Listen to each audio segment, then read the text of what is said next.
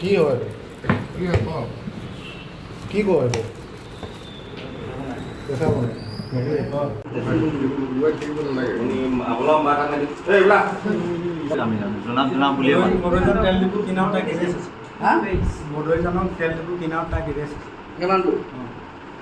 নামটো কি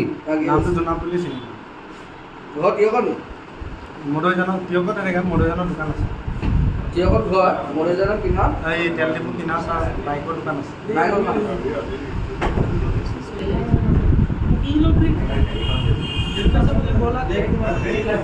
তোমাৰ ঘৰটো ক'ত কাকজা তোমাৰ হা মৰিয়নি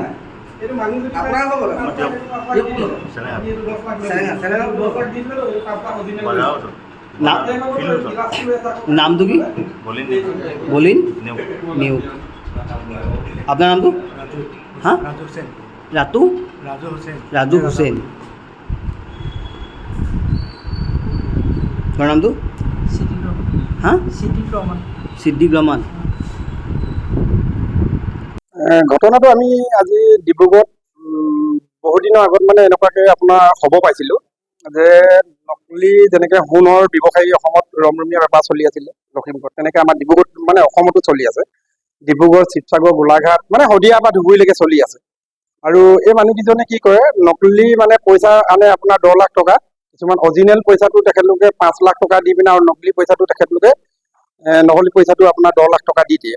আৰু এই পইচাটো তেখেতলোকে কি মানে সৰ্বসাধাৰণ মানুহবিলাকক তেখেতলোকে অৱগত কৰে, মানে জনায় যে পইচাটো মানে আপোনাৰ এইটো মানে RBI পইচা, RBI য'ত বনাইছে সেই তাৰ পইচা হয়। আৰু তাত আমাৰ চিকিউৰিটি মানুহ থাকে, চিকিউৰিটি মানুহে মানে এইটো পাছ কৰাই মানে এই বস্তুটো এটা মেডিচিন হ'লে মানে এইটো আপোনাৰ অৰিজিনেল হয়। আৰু মেডিচিনটো আপোনাৰ ইয়াত লগালে মানে পইচাটো মানে ক্লিয়াৰ হৈ যায়।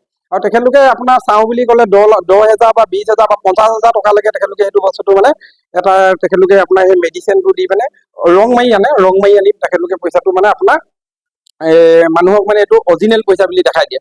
কাৰণ পিছত আপোনাৰ 5 মানে 1 লাখ টকীয়া বা 2 লাখ টকীয়া মানে 500 টকীয়া ঠাক বনাই মানে ইয়াত আপোনাৰ 10 লাখ টকা আছে, ইয়াত 5 লাখ টকা আছে, তেনেকুৱা এটা মানে আপোনাৰ পেকেজ বনাই মানে তেখেতলোকে সেই মানুহক দি দিয়ে আৰু সেই পইচাটো বিক্ৰী কৰে।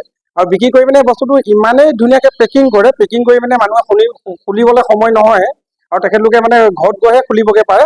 আৰু পইচাটো তেখেতক মানে লগে 10 লাখ টকা দিলে 5 লাখ টকা লৈ 10 লাখ টকাটো দি পঠিয়াই দিয়ে। কিন্তু এইটো ভুৱা একেবাৰে হৈ আছে। আমি ডিব্ৰুগড়ত গম পালোঁ, আমাৰ কিছুমান মানুহে গাড়ী বিক্ৰী পিনে এই ব্যৱসায়টো কৰিছে।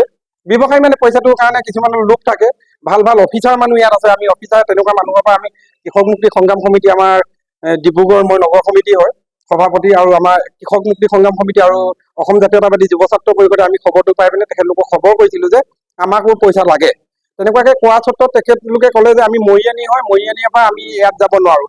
আৰু আমি অসমৰ মানুহক মানে আপোনাৰ শদিয়াৰ পৰা ধুবুৰীলৈকে অসমৰ কোনো এখন জিলা অসমীয়া মানুহক নিদিয়ে। তেখেতলোকে এতিয়া বিচাৰিছে আপোনাৰ বাহিৰৰ মানে নৰ্থ ইষ্ট, আপোনাৰ অৰুণাচল, নাগালেণ্ড, তেনেকুৱা নগা মানুহক বিচাৰিছে। আৰু তেতিয়া আমি ক'লোঁ যে আমি নাগালেণ্ডৰ পৰা, অৰুণাচলৰ পৰা মানুহ আহিব, নগা মানুহ আহিব, তেখেতলোকে পইচাটো ল'ব, আপোনালোকে দিব পাৰিব নাই? আমি দিব পাৰিম, 10 লাখ টকা দিব পাৰিম।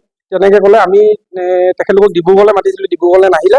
আহি পিনে শিৱসাগৰত বোলে আমি দিবলৈ পাৰিম, দিবলৈ আহিম বুলি কোৱাৰ কাৰণে আমি ডিব্ৰুগড়ৰ পৰা শিৱসাগৰ আহিলোঁ। শিৱসাগৰত আমাৰ অসম জাতীয়তাবাদী যুৱ ছাত্ৰ পৰিষদকো আমি অৱগত কৰিছোঁ, আমি কৃষক মুক্তি সংগ্ৰাম সমিতিক আমি অৱগত কৰিছোঁ, আৰু আপোনাৰ ছাত্ৰ মুক্তি সংগ্ৰাম সমিতিক আমি অৱগত কৰিছোঁ। সকলোৱে সহযোগত আমি আজি ৰাজ হোটেলত এখন ৰাজ প্লেছত আমি ইয়াত তেখেতলোকে ৰুম লৈ পেলাই পইচাটো এক্সচেঞ্জ কৰি থকা মানে কৰিম বুলি কোৱা অৱস্থাত তেখেতলোকে পেকেটিংকেইটা আনি পিনে ৰুমত থওঁতে আমি ধৰি পিনে এতিয়া আপোনাৰ প্ৰশাসনক গতাই দিছোঁ। যিকোনো খবৰৰ বাবে যোগাযোগ কৰক 7099017330 লগতে 7099017110 নম্বৰত।